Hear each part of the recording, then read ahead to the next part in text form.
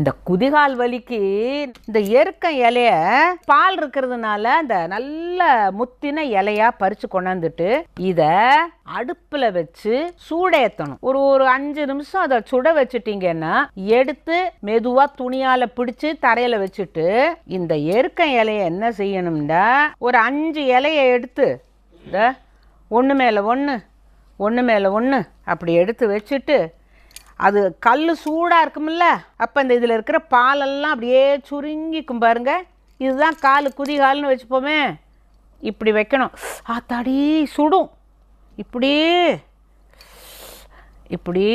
வச்சுட்டு அப்புறம் அந்த பாதத்தையும் இப்படியே வச்சு அமுக்கணும். அப்படியே ஒரு 5-10 நிமிஷம் இருக்கணும். கல் ஆறிடும்.